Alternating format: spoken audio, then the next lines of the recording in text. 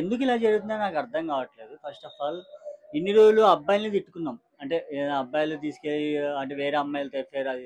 ఈ అమ్మాయిలు మరీ దారుణంగా తయారైపోయినారు నిజంగా చెప్పాలంటే. మనీకి అంటే మనీ అలవాటు చేసుకొని జల్సాలకు అలవాటు పడి అమ్మాయిలు ఏం చేస్తున్నారంటే ఆఖరి మొగుడేంది కన్న తల్లిదండ్రులను చంపేయడానికి రెడీగా ఉన్నారు ఇప్పుడు. అట్లా తయారైపోయినారు వీళ్ళు. అంత మంచి అతను వ్యక్తి రీసెంట్ గానే పెళ్ళయింది అనుకుంటా నాకు తెలిసి. రీసెంట్ గా పెళ్ళైంది. అది బాయ్ అలాంటప్పుడు పెళ్ళింది చేసుకుని ఈ జీవితం ఎందుకు నాశనం లేపాలి అనవసరంగా? అదేదో వాడుతూనే ఉంటే అయిపోతుంది కదా అని నాకు తెలిసి. వాడికి డబ్బు లేదని, అయితే వీడి దగ్గర డబ్బు ఉంది, వీడి దగ్గర డబ్బు తీసుకుని వాడి దగ్గరికి వెళ్ళాలన్న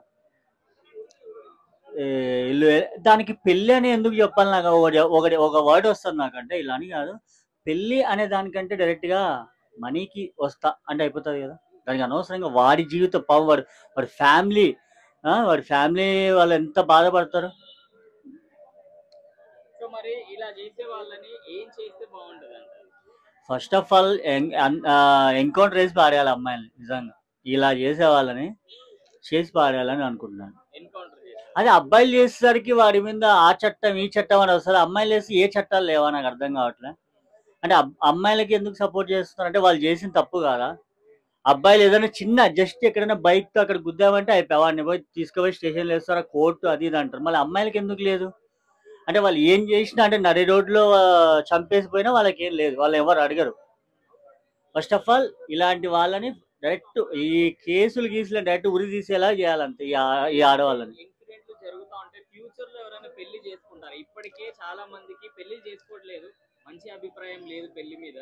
మరి ఇలాంటివి చూస్తుంటే ఫ్యూచర్ లో ఎక్కడ దాకేందు నేనే ఎవరిన అమ్మాయి ప్రపోజ్ చేసినాడో దూరం ఉండే. ఎందుకంటే అది ఇంతకుముందు ఎంతమంది తిరిగి వచ్చిందో తెలియదు ఓపెన్ చెప్పాలంటే.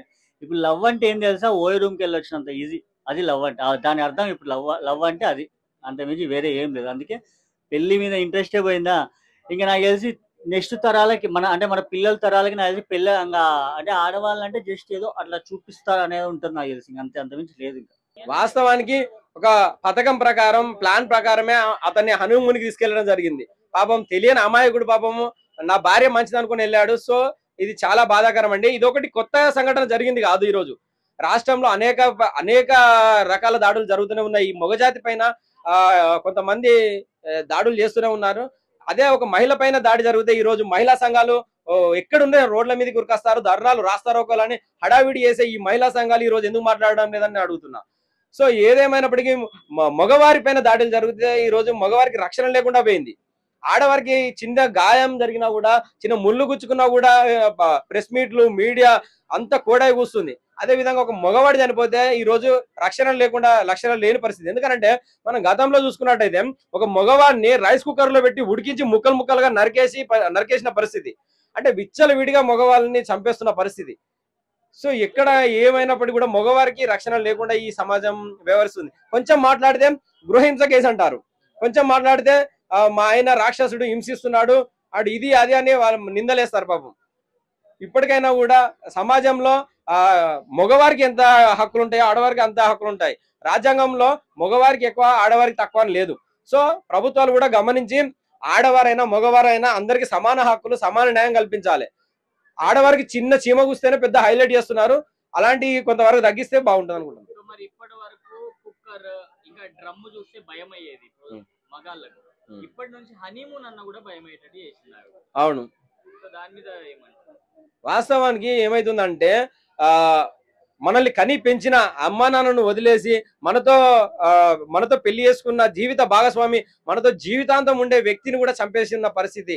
లేదంటే కొంతమంది అమ్మ నాన్నలను కూడా చంపేస్తున్నారు. ఎందుకు ఇలా వ్యవహరిస్తున్నారో ఒకసారి వాళ్ళు అర్థం చేసుకోవాలి, వాళ్ళు ఆలోచించుకోవాలి. ఎందుకనంటే క్షణకాల సుఖం కోసం మనతో ఉండే మనలో సగభాగమైన మన భాగస్వామిని చంపుకోవడం ఎంతవరకు కరెక్ట్? ఒకసారి మహిళా లోకం మీరు ఆలోచించుకోవాలి. ఇప్పటికే 60 to 70% యూత్ పెళ్లి చేసుకోవట్లేదు. అసలు పెళ్లి అంటేనే అబ్బా వద్దు నాకు అన్నాడు. ఇలాంటి చూసిన తర్వాత ఎవరైనా పెళ్లి చేసుకుంటారంట? డెఫినెట్ గా చేసుకోరండి. ఇంకొకటి ఏంటంటే ఏదైతే ఈ వ్యవస్థ ఉందో ఇది ఇంకా విచ్చలవిడిగా పాకుతుంది. ఎందుకంటే ఇప్పుడు మహిళలకు స్వేచ్ఛ ఎక్కువ అయిపోయిందండి. ఇప్పుడు మనం చూసినట్టయితే కో లివింగ్ రూమ్స్ అని, ఓయో రూమ్స్ అని, ఇంకో విధంగా ఇంకో రూమ్స్ అని అన్ని వచ్చేసరికి మహిళలకు విచ్చలవిడి శృంగారం అనుమతులు ఇచ్చినట్టు అయింది. అదే విధంగా ఎవరికి నచ్చిన వాళ్ళతో వాళ్ళకి వెళ్ళిపోవచ్చు అని ఒక ఇండైరెక్ట్ మెసేజ్ ఇచ్చినట్టు అవుతుంది ప్రభుత్వాలు కొంతవరకు కట్టడి చేసి ఇలాంటి చర్యలను గట్టిగా శిక్షిస్తేనే ఇలాంటి వారిని కొంతవరకు మన మొగజాతికి ఒక రక్షణ అనేది ఉంటుందండి. హాయ్ అన్న. మరి మేఘాలయ ఇన్సిడెంట్ అందరికి తెలిసిందే. సోనం రాజ్ ఇలా హనీమూన్ కి తీసుకెళ్లి వాళ్ళ హస్బెండ్ ని చంపేసింది. దాని మీద మీ అభిప్రాయం ఏంటి? అమ్మాయికి అసలు నమ్మకూడదు, ఎందుకంటే అమ్మాయి పెళ్లి చేసుకుని అబ్బాయిలకి మోసం చేయడం అసలు న్యాయం కాదు. అమ్మాయిల్ని డీప్ గా మనం లవ్ చేస్తాం, కానీ అమ్మాయిలు మనకు అర్థం చేసుకోరు. ఫస్ట్ ఆఫ్ ఆల్ అసలు మనం పిచ్చోళ్ళు అయ్యి అమ్మాయిల్ని మన అసలు ప్రేమించొద్దు. అమ్మాయిలు మాయల్లో పడి మనం మొత్తం మైండ్ మొత్తం పాడు చేసుకొని జేబులు ఖాళీ, పైసలు ఖాళీ, మొత్తం ఆగమాగమై లాస్ట్ లంగా అవుతాం. డ్రెస్ లేకుండా లంగా అవుతాం, మన జీవితం మొత్తం ఉదగడ పాలు అవుతుంది. సో మరి ఇలాంటి ఇన్సిడెంట్ చూసిన తర్వాత ఫ్యూచర్ లో ఎవరైనా పెళ్లి చేసుకుంటారా? చేసుకోవాలా అంటే చేసుకోవచ్చు, కాకపోతే అమ్మ నాన్న చూసిన సంబంధమే చేసుకోవాలి. లవ్ లంగా ఇది పెద్ద లుచ్చ పని. వాస్తవంగా చెప్పాలంటే నాకు అసలు లవ్ నచ్చదు.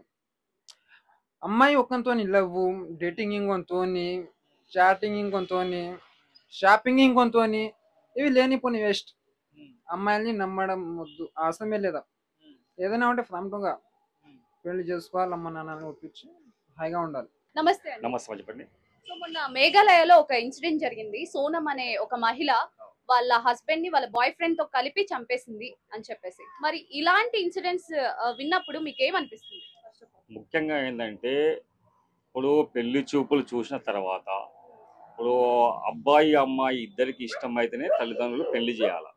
ముఖ్యంగా ఏంటంటే కొన్ని ఫ్యామిలీస్లో ఎట్లా ఉంటాయంటే వాళ్ళ తల్లిదండ్రులు వాళ్ళ బంధువులు చూసిన సంబంధాన్ని చేసుకోవాలని చెప్పి ఒత్తిడి చేస్తారు. అలా కాకుండా ఎప్పుడైతే సంబంధాలు చూస్తారో ముఖ్యంగా అబ్బాయి అమ్మాయికి ఇద్దరికి ఇష్టం ఉంటేనే ఆ మ్యారేజ్ చేయాలి.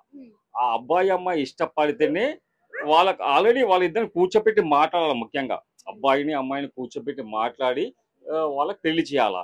ఇదేంటంటే కొద్దిమంది తల్లిదండ్రులకు భయపడి వాళ్ళు పెళ్లి చేసుకుంటారు. చేసుకున్న తర్వాత వాళ్ళకి ఇష్టం లేక వాళ్ళు ఏం చేయాలో తెలియక ఇలాంటి సంఘటనలు జరుగుతాయి. ఇలాంటి సంఘటనలు జరగకుండా ముఖ్యంగా ఏంటంటే తల్లిదండ్రులు వాళ్ళ మీద చాలా దృష్టి పెట్టి వాళ్ళకు ఇష్టమైతేనే పెళ్లి చేయాలి, లేకపోతే పెళ్లి చేయొద్దు. అంటే ఇలాంటి ఇన్సిడెంట్ జరగడానికి కారణం తల్లిదండ్రులు అంటారా? ముఖ్యంగా ఏంటంటే ఇప్పుడున్న జనరేషన్ లో మహిళలు చాలా ఫాస్ట్ ఉన్నారు. అబ్బాయిల కంటే అమ్మాయిలే ఫాస్ట్ ఉన్నారు. అమ్మాయిలు ఏంటంటే అమ్మాయిలే ట్రాప్ చేస్తారు, అమ్మాయిలే మళ్ళీ అబ్బాయిలని ఏదో రకంగా విధంగా చేస్తారు. చాలా ఇన్సిడెంట్లు మన తెలంగాణ ఆంధ్రలో జరిగినాయి. సో ఏంటంటే ఇది ప్రొటెక్షన్ ఏంటంటే అమ్మాయిలను చాలా ఎంకరేజ్మెంట్ చాలా మంది చేస్తారు కొన్ని సందర్భాల్లో. అలా ఆ ఎంకరేజ్మెంట్ అనేది వాళ్ళని తగ్గించాలా.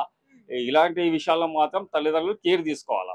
ఒక అమ్మాయికి పెళ్లి చేసేటప్పుడు ఆ అమ్మాయికి చెప్పాలా, నీకేమైనా ఇట్లా ఏమైనా ఉన్నాయా, నువ్వేమైనా ప్రేమించినావా, నీకు వాళ్ళు ఇష్టం ఉన్నారా, అట్లా అడగాల. అడగకుండా చేయకుండా వాళ్ళ ఇష్టంతో వాళ్ళు పెళ్లిళ్ళు చేసేసి బలవంతంగా చేసిన తర్వాత వాళ్ళు బాధపడి వాళ్ళు ఇలాంటి అఘాయితాలకు పాల్పడి వాళ్ళు అనవసరంగా ఇప్పుడు జైలు పాలయ్యి వాళ్ళ లైఫ్ అంతా స్పైల్ చేసుకోవడం జరుగుతుంది.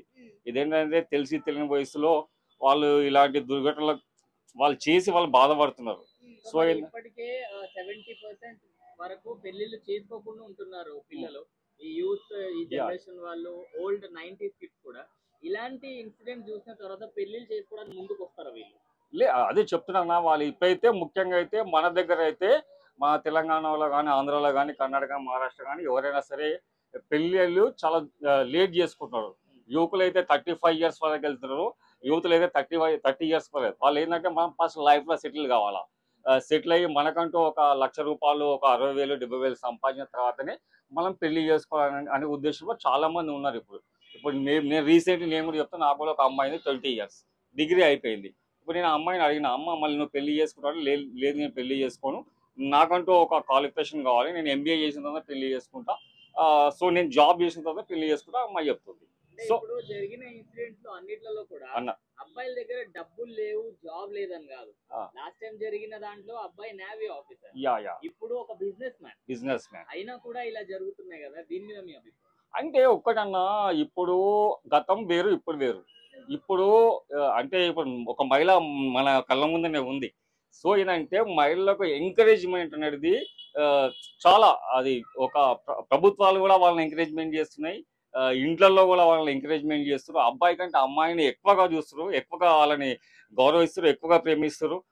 సో ఏంటంటే గతంలో వేరే విధంగా ఉండే, ఒక ఏజ్ రాగానే పెళ్లి చేస్తుండే, వాళ్ళు చెప్పినట్టు వింటుండే. ఇప్పుడు ఏంటంటే ఎడ్యుకేషన్, సాఫ్ట్వేర్ టెక్నాలజీ అన్నీ పెరిగిపోయినాయి కాబట్టి సో ఏదేమైనా సరే అమ్మాయిని అమ్మాయిలాగా చూడాలా, అబ్బాయిని అబ్బాయిలాగా చూడాలా. సో మరి ఇలాంటి ఇన్సిడెంట్ జరగాలంటే ఏం చేయాలి? జరగకుండా ఏం చేయాలి? అదే ముఖ్యంగా నేను చెప్తున్నా, ఇప్పుడు ఒక ఏజ్ 16 years, 18 years, 20 years అలా అమ్మాయి ఎదుగుతూ ఉంటే, వాళ్ళ క్వాలిఫికేషన్ చేస్తూ ఉంటే వాళ్ళ యాటిట్యూడ్ తెలుస్తుంది. వాళ్ళు సెల్ ఫోన్లు కానీ, వాళ్ళు బుక్స్ చదవడంలో కానీ వాళ్ళు ఏం చేస్తున్నారో ఫస్ట్ తెలుసుకోవాలి. తెలుసుకొని ఎప్పుడైతే పెళ్లి సంబంధాలు చూస్తారో వాళ్ళకి అడగాల. ఫస్ట్ ఆఫ్ ఆల్, ఇప్పుడు అమ్మాయిని ఏజ్ ఎంత వచ్చింది, ఇప్పుడు నీ పెళ్లి చూపులు చూస్తున్నాము, మళ్ళీ నువ్వు ఈ అబ్బాయిని చేసుకుంటావా, వేసుకోవా అని అడగాల. ఇష్టం లేకపోతే చేయొద్దు పెళ్లిళ్ళు. వాళ్ళకి నచ్చితేనే వాళ్ళని కూర్చోబెట్టి మాట్లాడిన తర్వాతనే పెళ్లి చేయాలి ముఖ్యంగా.